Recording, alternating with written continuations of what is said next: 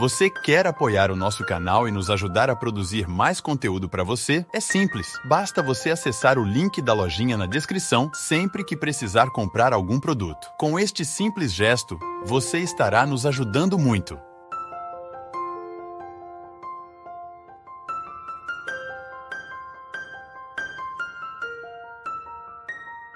Você já deve ter observado que não são poucas as vezes na vida que você joga contrário a você mesmo.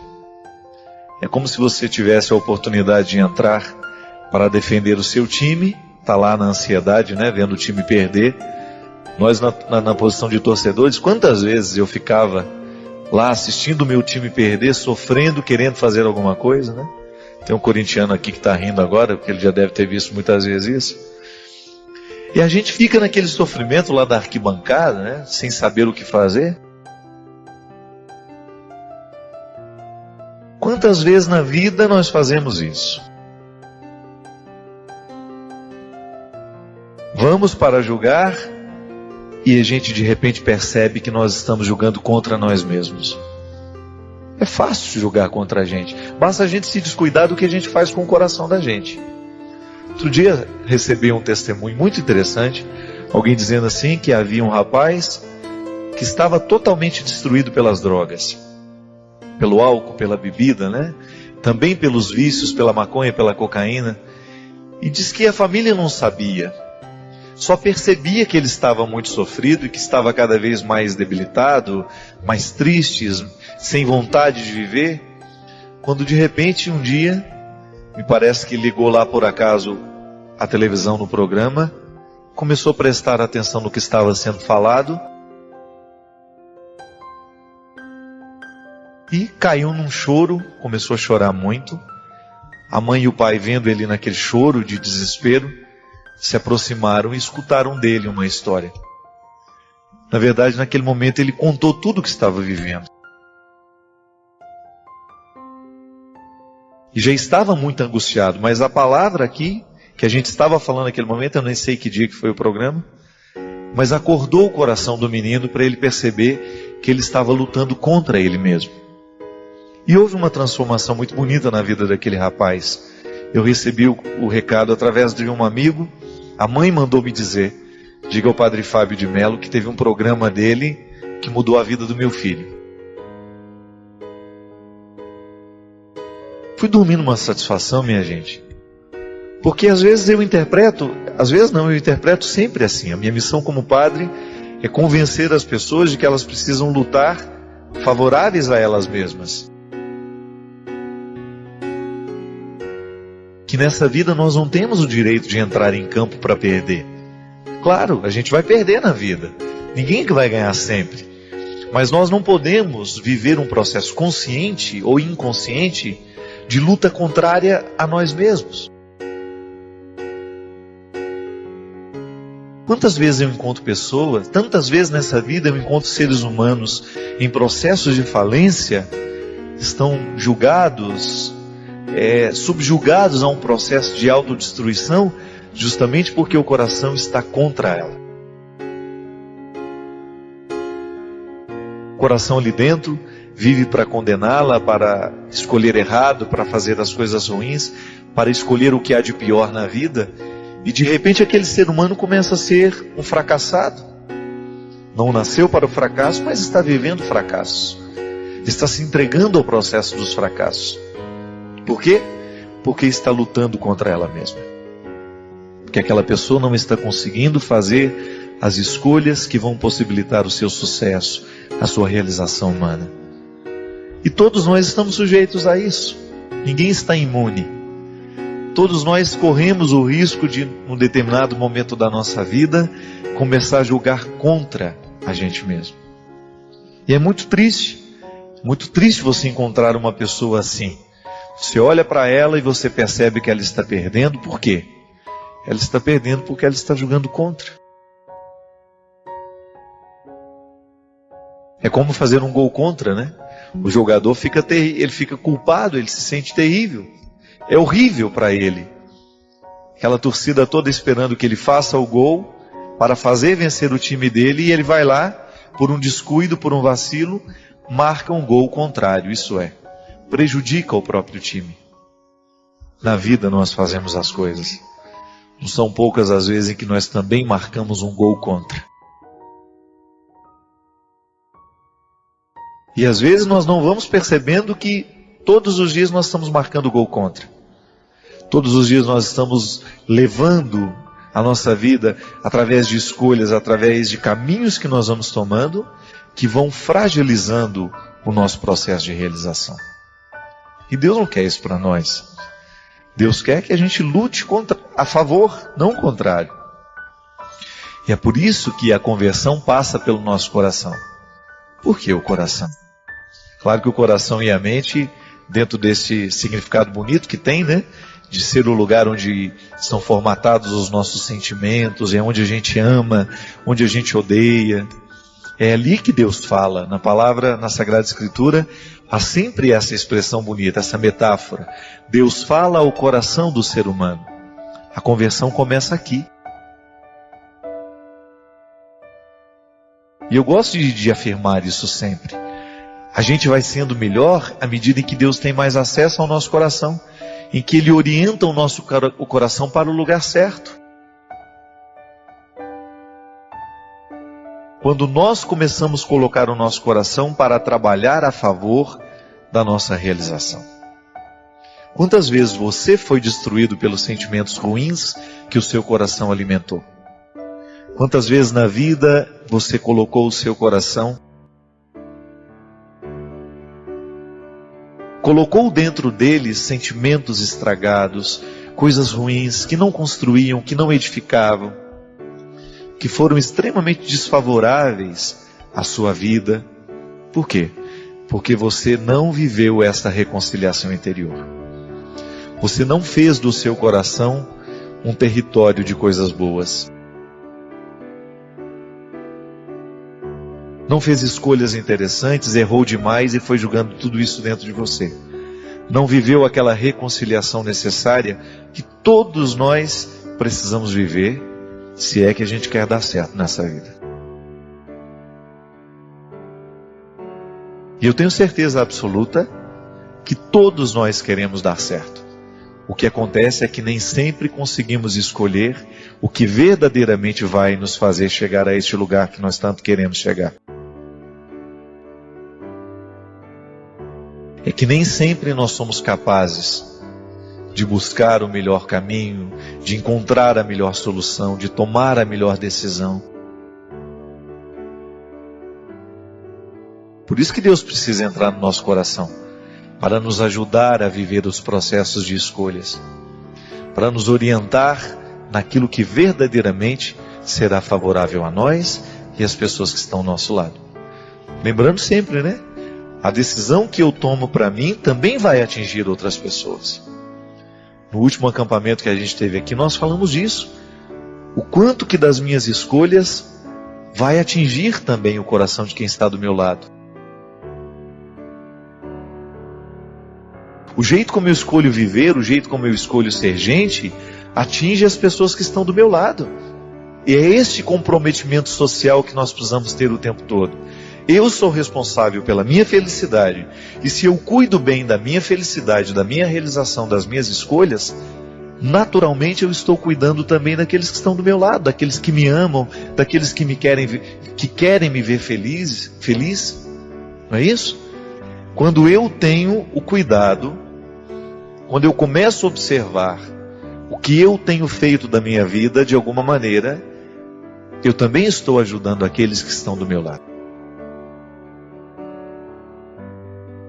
Porque às vezes a gente se transforma num problema para o outro, justamente por causa disso. Não estou com um coração reconciliado, não estou reconciliado com a minha história, e acabo transformando a vida dos outros que estão do meu lado numa experiência desagradável, pesada. Às vezes a gente vira um peso na vida do outro. Por quê? Porque nós estamos trazendo pesos demais para dentro de nós. Vamos pedir a Deus para a gente ser mais leve, né? Vamos jogar fora aquilo que precisa ser jogado fora. Vamos assumir o que precisa ser assumido. Vamos dar a Deus uma oportunidade de agir dentro do nosso coração. E se este programa pode ser um instrumento na vida daquele rapaz, quem sabe pode ser na sua também. Se ele pôde ajudar um coração a tomar posse do jogo contrário que ele estava vivendo e inverter a situação, por que isso também não pode acontecer com a gente?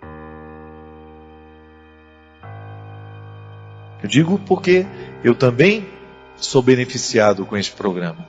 O que Deus fala em mim a você, que fala em mim para você, que fala em você para mim, através das cartas que chegam, essa é a matéria-prima bonita da nossa conversão. É assim que nós vamos vivendo este bonito processo de sermos transformados para melhor.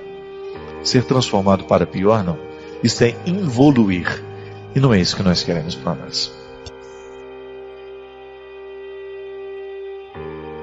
E a gente de repente percebe que nós estamos julgando contra nós mesmos.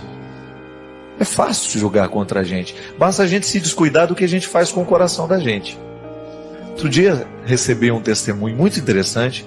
Alguém dizendo assim que havia um rapaz que estava totalmente destruído pelas drogas. Pelo álcool, pela bebida, né? Também pelos vícios, pela maconha, pela cocaína. E diz que a família não sabia. Só percebia que ele estava muito sofrido e que estava cada vez mais debilitado, mais triste, sem vontade de viver, quando de repente um dia, me parece que ligou lá por acaso a televisão no programa, começou a prestar atenção no que estava sendo falado e caiu num choro, começou a chorar muito. A mãe e o pai, vendo ele naquele choro de desespero, se aproximaram e escutaram dele uma história. Na verdade, naquele momento ele contou tudo o que estava vivendo.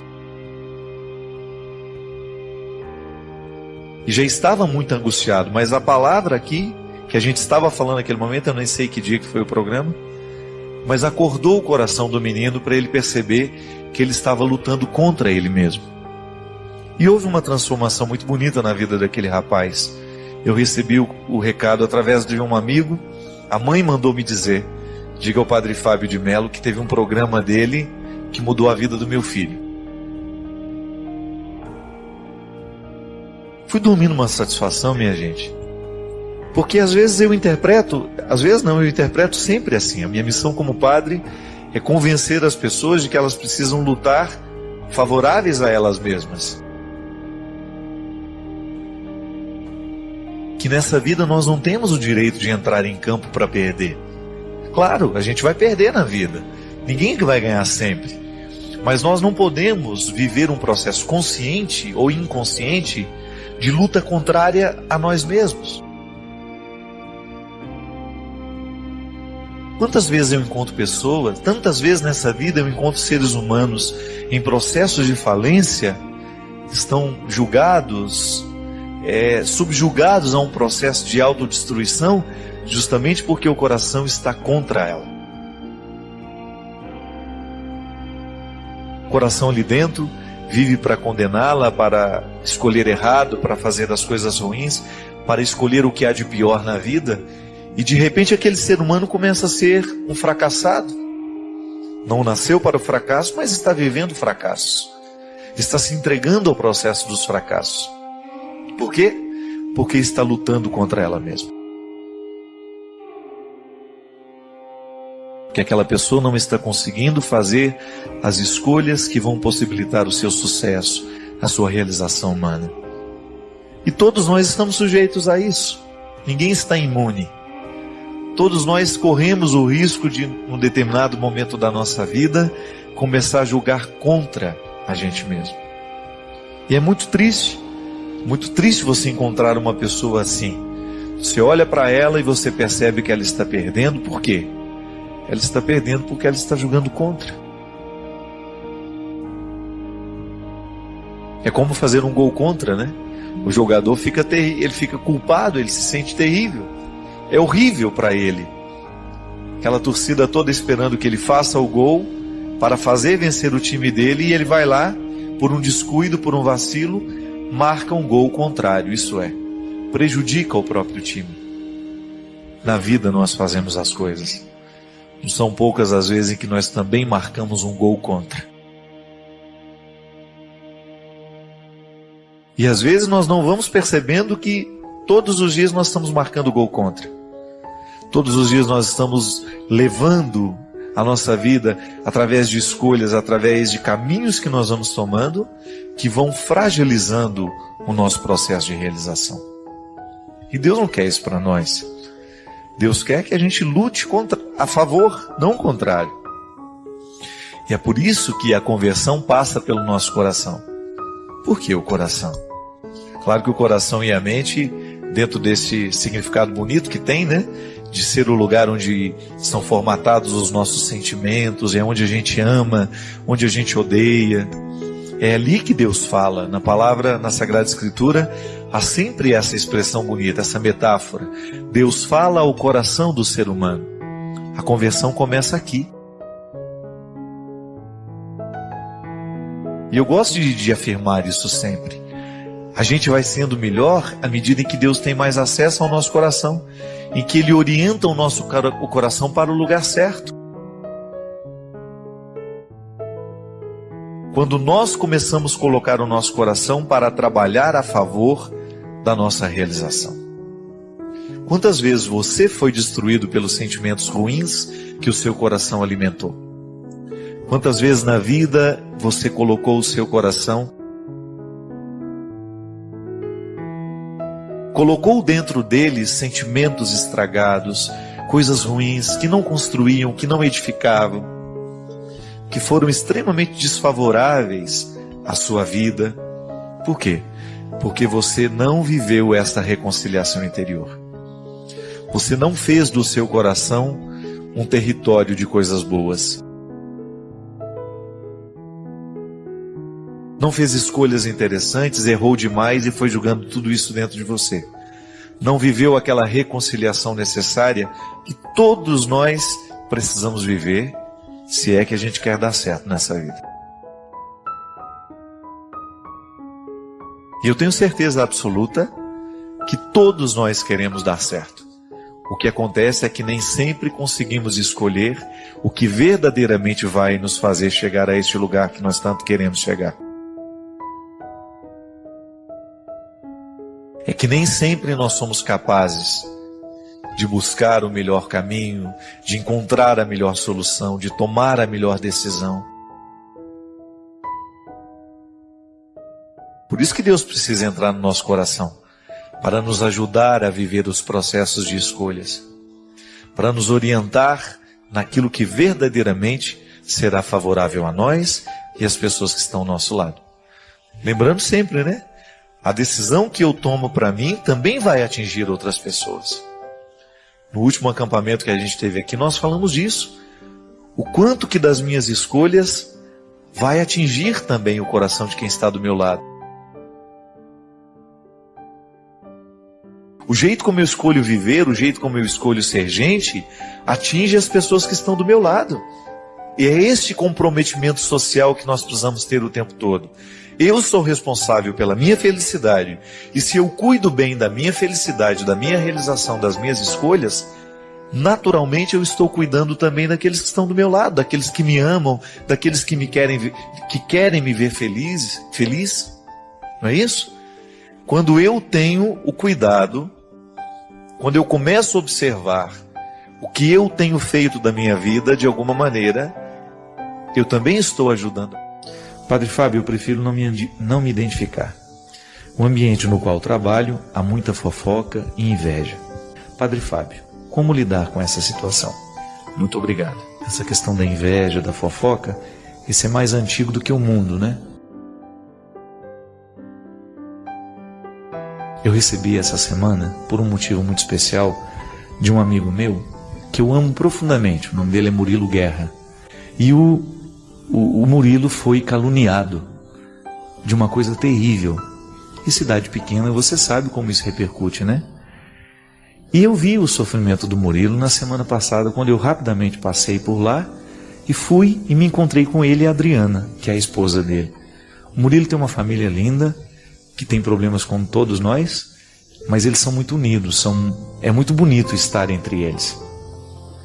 E o Murilo foi acusado de uma coisa terrível, E a acusação, o boato nasceu justamente que a esposa dele havia pego Murilo com uma outra pessoa. E o bonito foi ouvir da própria pessoa que estava, que teria sido a testemunha da traição, dizer, sorrindo, padre, falar esse absurdo do meu marido, da própria Adriana. E essa semana, sabe, gente, eu recebi dele, porque ele mandou para todos os amigos que certamente ficaram do absurdo que falaram dele. E aí ele me mandou também um e-mail que se chama O Terceiro Filtro. É uma história muito simples. Dizem que Aristóteles, certa vez, recebeu um amigo que disse assim, o amigo dele chegou para o Aristóteles e disse assim, você não sabe o que eu ouvi falar sobre o seu amigo. Aí o Aristóteles disse assim, peraí, antes de você me contar, vamos fazer um exercício? Você só vai me contar depois de passar a sua informação a partir de 3 filtros. Tudo bem, o amigo dele disse.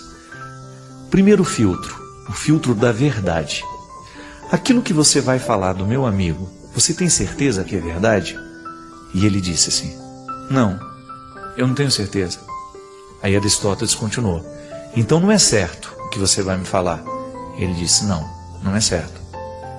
Então antes de você me dizer, não sendo certo, eu quero que você me diga o segundo filtro. É bom o que você vai me dizer? Ele disse, não, não é bom. Tá certo. Você não sabe se é verdade, não é uma coisa boa, e mesmo assim você vai me dizer? Mas espera aí, antes de você me dizer, quero que você passe por um terceiro filtro. Tem utilidade para a minha vida o que você vai dizer do meu amigo? Aí o rapaz desconcertado disse, não. Aí Aristóteles, então você vai me desculpar.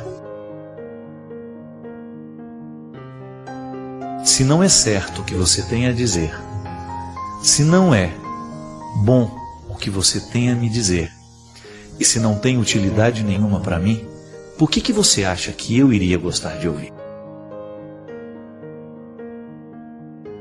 Não é fantástico isso, minha gente?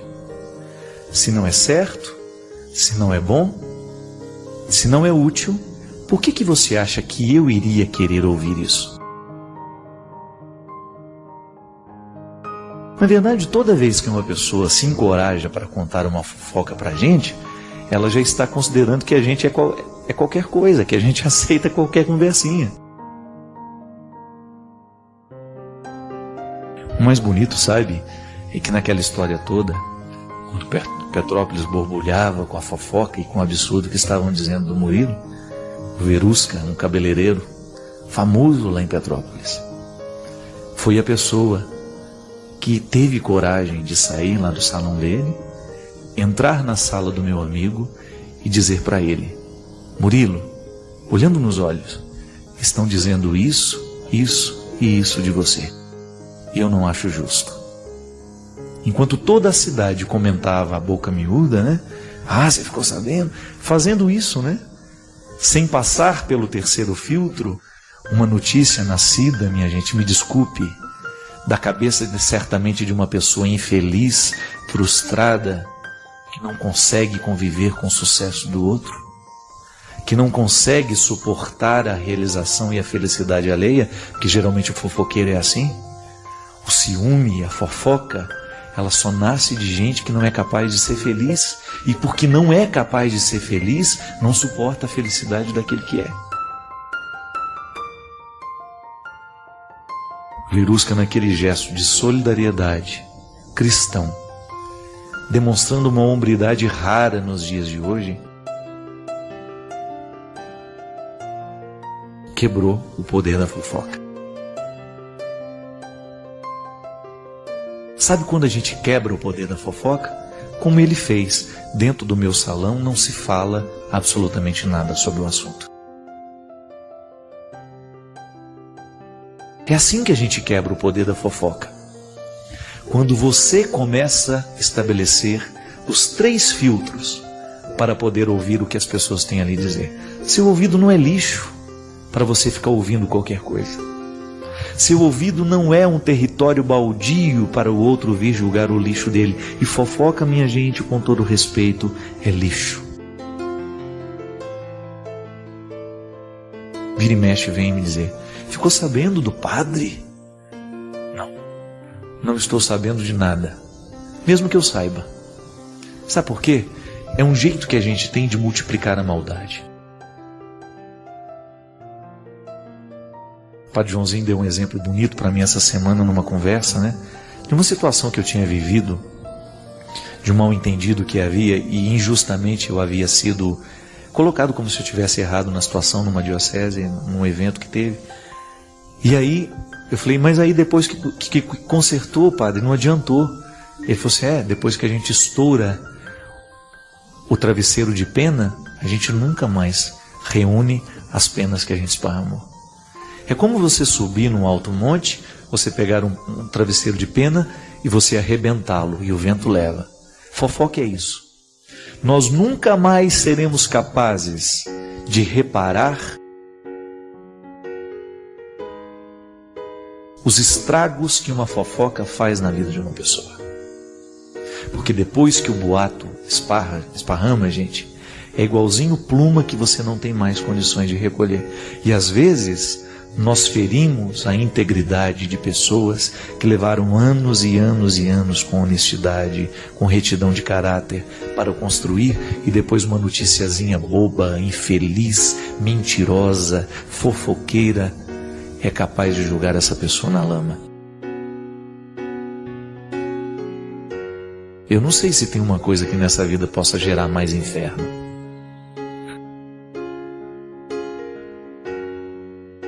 Eu não sei. É tão triste, minha gente, nós pensarmos que uma palavra torta, descomprometida com a verdade, pode provocar a infelicidade do outro, tirar o sono. É tão triste isso, não é verdade? É tão triste isso. Quando você é acusado, quando a pessoa viu um detalhe da sua vida, ela achou que viu tudo e já saiu dizendo. Ela viu um detalhe da sua história e ela já saiu dizendo para todo mundo que ela te conhece, que ela viu que você fez aquilo. Pelo amor de Deus. Então, para nós, isso para mim, para você, toda vez que nós escutarmos uma história como essa, paralisa o poder. Não permita que o diabo continue mentindo através da sua boca.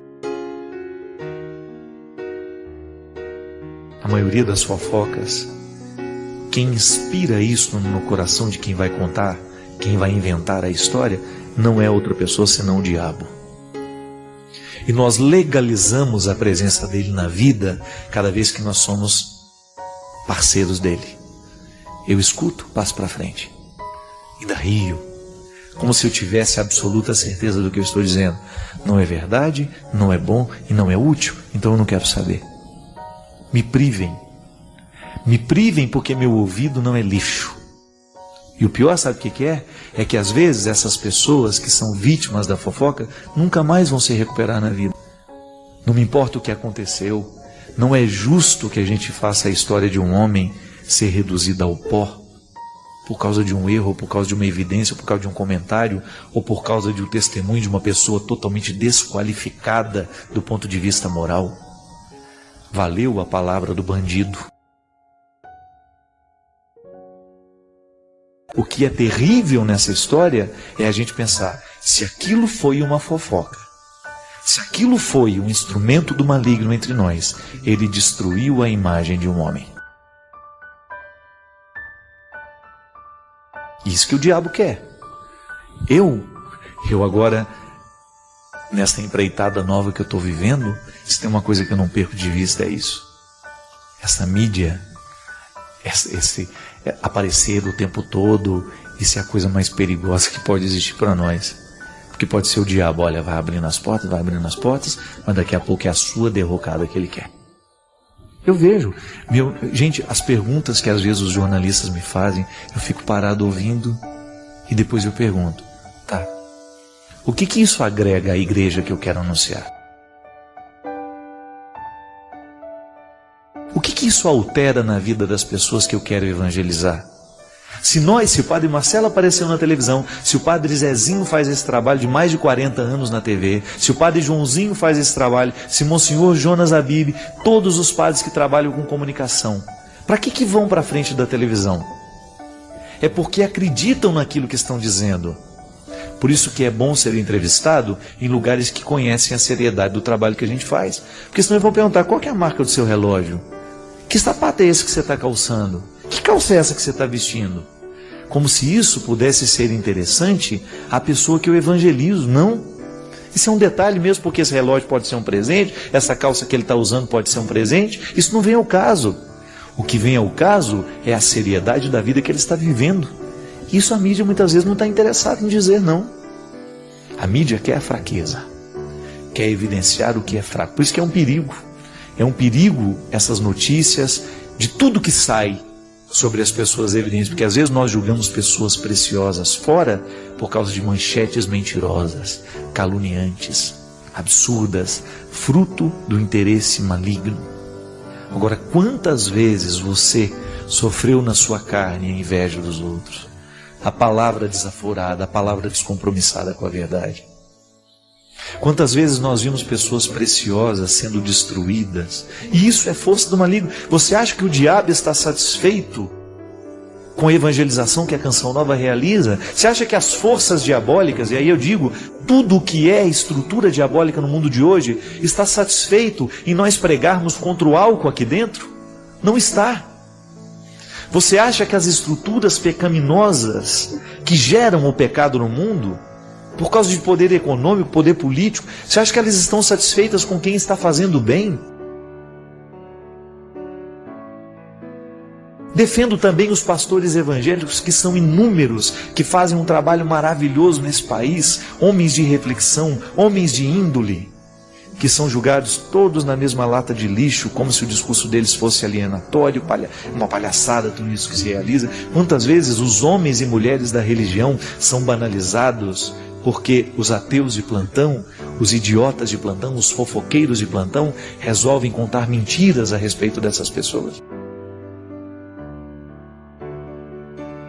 E nós estamos lá, assistindo tudo e às vezes contribuindo com a nossa palavra. Ô minha gente, às vezes nós não temos o poder de mudar muita coisa. Eu não tenho o poder de mudar o destino da história do Padre Lancelotti, tudo aquilo que falaram dele, tudo aquilo que escreveram sobre ele. Mas eu tenho o destino de mudar o meu amigo Murilo, que está do meu lado. E dizer que toda vez que nós tomamos as dores de um amigo e fazemos assim como Verusca fez, parar o poder da fofoca e dizer, aqui no meu salão não se fala disso. Se você também, aqui na minha casa não se fala disso. Aqui no meu local de trabalho não se fala mal dos outros. Porque nós estamos comprometidos com a bondade. Pode até que ele tenha feito alguma coisa errada, pode até que o padre tenha errado, pode até que a freira tenha errado, mas eu não serei um veículo de transmissão. E sobretudo quando sabe que é uma mentira. Aí sim, que nós temos que armar a nossa casa, fazer um cerco de Jericó, começar a rezar para que esse poder dessas estruturas diabólicas venham por terra. Faça isso. Tenha a oportunidade de amanhã viver os 3 filtros que Aristóteles propôs a um amigo dele. Quando alguém for lhe contar uma fofoca, pergunte, é verdade o que você vai me dizer? É bom o que você vai me contar? É útil para a minha vida? Se depois dos 3 filtros você chegar à conclusão de que não vale a pena ouvir, continue no seu silêncio. Porque às vezes, sobre os outros, a melhor notícia que nós podemos dar é o nosso silêncio respeitoso. Obrigado pelo seu carinho. Obrigado pela sua companhia. e que Deus nos conduza na mudança deste mundo. Que toda vez que a gente estiver diante de um fato que nós pudermos mudar, que a gente siga o exemplo do Verusca. Que nós possamos encontrar neste homem um ensinamento. Ele aprendeu de Jesus, certamente. E nós podemos aprender de Jesus e aplicar tudo isso também do mesmo jeito que ele aplicou na nossa vida, com o nosso carinho, com a nossa solidariedade. O Senhor esteja convosco. Ele está no meio de nós. Derrame sobre todos nós a bênção, Ele que é Pai, Filho e Espírito Santo. Amém. Às vezes a gente tem muita ânsia por novidade, cuidado. Às vezes Deus vai nos falar naquilo que já foi dito há muito tempo. Às vezes nós temos muita ânsia de novidade, nós queremos sempre uma coisa nova e nós nos esquecemos que às vezes Deus nos fala nas raízes. Naquilo que já está ancorado há muito tempo na nossa vida, naquela palavra que nós recebemos do padre que nos atendeu na primeira confissão lá na nossa infância, ou naquela pregação que foi inicial no nosso processo de conversão. Nós precisamos voltar a essas origens. Revolucionar, você sabe que revolucionar é justamente você retornar aos inícios, não é fazer uma coisa nova, é você retomar aquilo que era original, inicial. Isso é revolucionário. É quando você é capaz de recrutar tudo que já é antigo dentro de você e permitir que esse antigo continue lhe comunicando. Porque às vezes isso é até muito cruel, né? Às vezes uma pessoa, por exemplo, que já me acompanha há 10, 15 anos, fica querendo novidade o tempo todo. Eu entendo que essa possa ser a expectativa. Mas chega um momento que as novidades acabam. Qual é a palavra que já mudou a nossa vida? Qual foi a frase que mudou a nossa vida? Ou que iniciou, desencadeou um processo de mudança? É ali que Deus mora. É ali que Deus reside. Eu já ouvi tantas coisas novas, mas o que continua gestando o meu dia a dia é o antigo. É aquilo que eu ouvi do Padre Léo tantas vezes na minha vida, quando eu tive a oportunidade de conviver com aquele homem, quando eu tive a oportunidade de dividir os meus dias com ele. Quantas vezes eu me pego renovando a minha vida a partir de conselhos do Padre Joãozinho. O Padre Joãozinho sempre foi uma pessoa muito amiga, muito próxima a mim. Muito embora eu não more com ele hoje, ele continua dentro de mim através de todos os conselhos que dele eu ouvi. Eu sempre digo isso, tudo o que aconteceu na minha vida, o Padre Joãozinho que me ajudou a abrir as oportunidades. Mas esse homem falou muita coisa para mim que eu jamais poderei me esquecer. Uma delas, quer ser um padre comunicador? Estude todos os dias da sua vida. Porque comunicação é uma coisa que a gente aprende. Você aprende a falar diante da televisão, você aprende a falar no rádio. Essas técnicas, você vai numa aula, você faz um curso, se você tem um dom para isso, você vai e desenvolve. Agora, conteúdo é o que faz a diferença de uma comunicação. Eu não preciso que o Padre Joãozinho me diga isso de novo. Já me disse uma vez. E aquilo se torna para mim um referencial de novidade. Quando às vezes eu fico lá na preguiça do meu dia, com preguiça de abrir um livro, de retomar um pouco da teologia que eu estudei, sempre me recordo. Eu tenho um compromisso com o meu povo.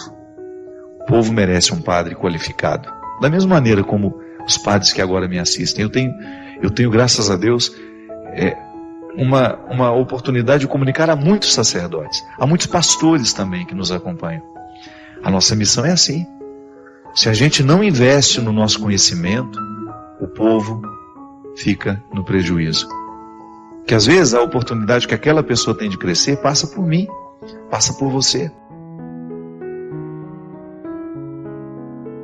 Mas o antigo continua tendo seu valor.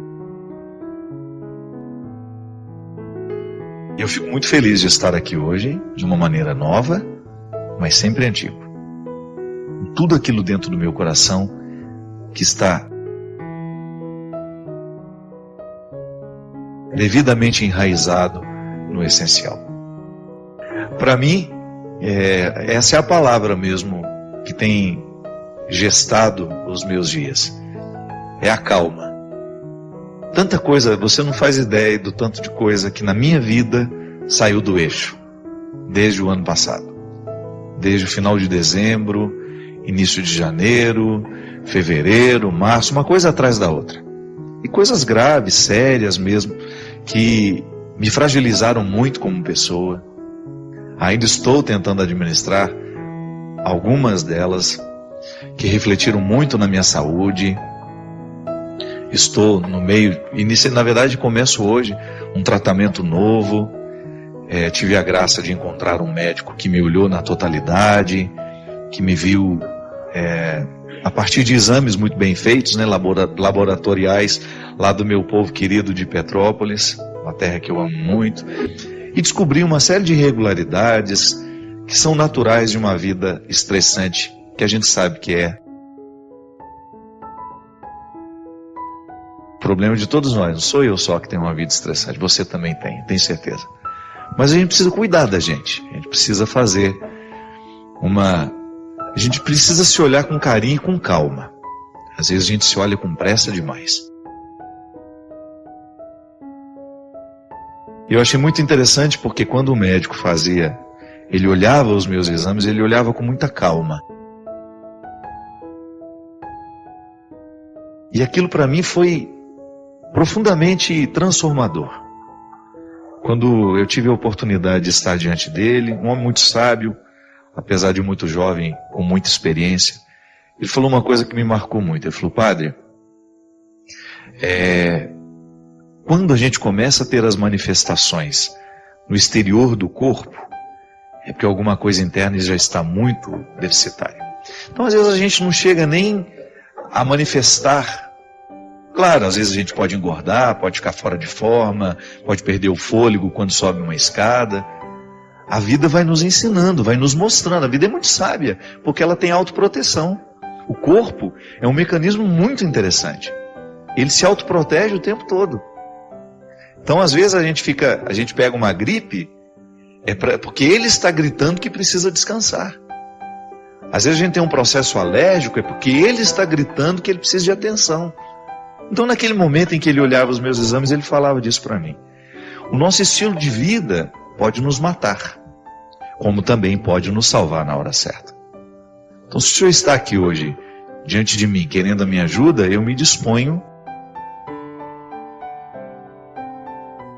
a mudar o seu estilo de vida, para que você tenha condições de favorecer o seu corpo, a dar a resposta que a sua missão precisa do Senhor. E eu achei muito, muito, muito pertinente naquele momento da minha vida ouvir alguém que estava cuidando de mim. Eu que tenho como missão cuidar de tanta gente, eu não tenho medido os meus esforços para fazer com que todos os dons que Deus me deu, eu tenha condições de colocar isso a serviço das pessoas. Eu trabalho muito. Mas a gente sabe que dentro desse contexto de muito trabalho, que também é a sua vida, eu tenho certeza disso, a gente precisa das pausas repositoras. A gente precisa se oportunizar o cuidado que nos ajuda a dar conta do fardo que a gente leva. Eu não pretendo parar de trabalhar. Eu não pretendo trabalhar menos. É minha meta de vida continuar fazendo tudo que eu faço. Mas, por outro lado, precisa ser a minha meta de vida alimentar-me com qualidade, fazer aquilo que o meu corpo, descansar na hora certa, para que o meu corpo tenha condições de me proporcionar a missão da minha alma. Que é no corpo que eu levo a minha alma. Não é assim? E esse tempo foi para mim, minha gente, uma oportunidade de equalizar tudo isso. Olhei para a minha vida e percebi como eu valorizava algumas bobagens, como eu cultivava alguns excessos, como algumas coisas bobas que eu estava dando atenção seriam perfeitamente dispensáveis. Eu tenho muito problema com rejeição. Eu tenho uma imensa necessidade de agradar as pessoas, inclusive aquelas pessoas que me desprezam. Qual é a razão disso? É engraçado porque às vezes quando a gente identifica isso em nós mesmos, né, você sente que você está querendo agradar demais Isso, na verdade, uma insegurança que às vezes afasta o outro ainda mais, né? Parece que quando você quer ser simpático demais, quando você quer ser muito presente na vida do outro, às vezes o exagero do ser, né? A melhor forma de controlar isso é primeiro você perceber que existe uma medida para você ser na vida do outro. Então você primeiro buscar a satisfação de ser quem você é. Agradar o outro é uma consequência, né? E você ser na vida do outro dentro de uma medida que não seja nem de menos nem de mais, né? Não sei se você conhece aquele texto do Mário Quintana, Quindim na Portaria. Dizem que ele gostava muito de quindim. E ele tinha uma senhora que era apaixonada pela obra dele. Só que ela nunca quis conhecê-lo. Ela era vizinha dele, mas ela preservava muito a intimidade do Mário Quintana. Ela o via de longe, sabia que ele era o grande poeta, que ela lia, Então o que ela fazia? Ela descobriu esse gosto dele e ela começou a deixar quindins na portaria. E no primeiro que ela deixou, ela escreveu: deixo quindins, mas para não pesar com a minha presença. Olha. Não quero pesar com a minha presença. E eu acho interessante isso, né? Quando a pessoa descobre que existe uma satisfação pessoal de eu gosto do outro, mas ao mesmo tempo eu não quero pesá-lo com a minha presença, não quero ser exagerado na vida do outro. E às vezes, na insegurança, eu não tenho ainda segurança de quem eu sou, eu vou no encontro, né? Eu vou para o encontro carregando demais nas cores, e tudo isso acaba sendo um motivo que afasta ao invés de aproximar, né? É o dom da leveza, né? Você percebe como a pessoa é carinhosa porque ela é leve, ela não cobra coisas, ela te compreende do jeito que você é, né? É tão legal isso que tem gente, né, padre, que tem essa coisa assim de jogar em você felicidade, no sentido assim, se você não fizer o que ela imagina que você deveria fazer, parece que a culpa do problema dela é seu, e não é. Quer dizer, cada um, a culpa não é minha, né? Você quer atribuir um fracasso, um sucesso a uma outra pessoa, justamente, né? E não é justo isso, né? Não é justo. E sobretudo quando você percebe que você projetou demais, né? O que você esperava do outro. Isso também é extremamente desastroso, né? Eu gosto muito de uma coisa que é muito aristotélico isso, mas que é o conceito da inutilidade da amizade, né? A amizade é linda porque é inútil. Não no sentido feio da palavra inútil, mas assim, são pessoas que são plenas, né, com todas as imperfeições, e elas optam por fazer parte uma da vida da outra, né? Um ajuda o outro porque, não por uma utilidade. Quando eu sou amigo de alguém por utilidade, eu não sou amigo de alguém. Eu sou seu amigo porque você pode me ajudar com isso, assim, assim. Sou seu amigo porque você tem uma faculdade e eu quero arrumar um emprego. Eu sou seu amigo porque você é dono de uma empresa e pode não sei o quê. Eu sou seu amigo porque você tem um barco e eu gosto de andar de barco, né? Então, eu não sou seu amigo. Eu sou seu amigo porque eu sou seu amigo. Que você me proporciona, né? Muitas vezes, né? A pessoa fica interessada no que o outro proporciona. Às vezes porque você tem um certo reconhecimento, as pessoas querem estar do seu lado, né? E aí é triste, padre, porque nos momentos, às vezes, que você mais fica sozinho, isolado. Hoje eu vi uma coisa que eu vou dizer aqui. Eu tenho profunda admiração pelo padre Júlio Lancelotti, o senhor também tem, né? E padre Júlio, assim, eu aprendi a admirar cada vez mais por vê-lo cuidar de moradores de rua. E assim, e aí eu vejo que os moradores de rua conhecem pelo nome, tomam a bênção dele, então é sinal que ele fica lá, que ele fica com eles, que ele cuida. Não é marketing, Aí né? O padre Júlio falou assim: olha, Chalita, eu aprendi a amar o padre Fábio, porque assim, nos momentos mais difíceis da minha vida, quando as pessoas me julgaram de uma forma precipitada, quando as pessoas não me compreenderam, né? Eu via o programa dele e eu olhava assim, eu sentia que Deus falava pro meu coração por meio dele, pela vida sacerdotal dele, e eu ficava mais sacerdote, mais padre, né? Isso é tão bonito, né? E a forma carinhosa como o senhor tratava. Vou jogar confete no senhor, assim, mas uma das coisas que eu acho mais bonito na sua forma de falar da palavra de Deus é quando você fala daquela mulher pecadora que sabia que ia morrer, que estava condenada, e que Jesus, daquela forma magnífica, olhou profundamente nos olhos dela, né? Não desafia a lei, não fala nada, só dá um detalhe de amor, né? Quem não tem pecado atire a primeira pedra. Isso é lindo. Valorizamos sua contribuição. Deixe seu comentário, inscreva-se para mais descobertas e convide outros a fazerem parte desta conversa significativa.